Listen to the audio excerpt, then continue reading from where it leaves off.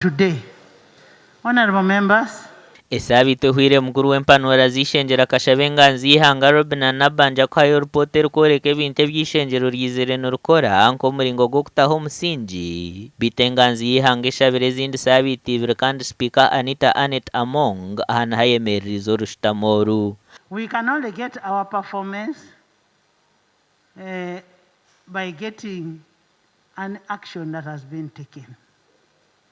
When we come here as representatives of the people.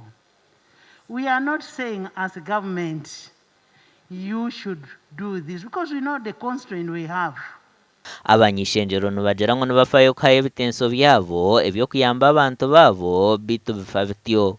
Ebintu ebi kutukuba niturupotinga on parliament twabidiscusinga tumanya ngu ministries nizibitwara zibishujuma so irizo atu expecting baza kutureta report kutugambira ebitwire ntubagambira byahikahi omukutebwa omunkora uko mu cyaro habayo ekizibe cyabayo bahandika muri office ya prime minister hataho mwaka gwona abantu batakatungire buyambi ningo kugarukwamo nibasigara umugugo bagwekorize MP nkataro kukora.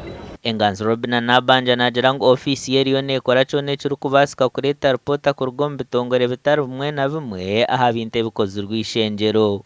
As government, we wanted to go through these reports together with the head of state in cabinet so that we give you a concrete report of what we have taken or of what actions we have taken.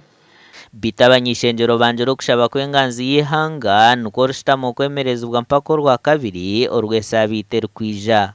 I am adjourning a house waiting for action reports. Gasha kwa Jime Muhumuza.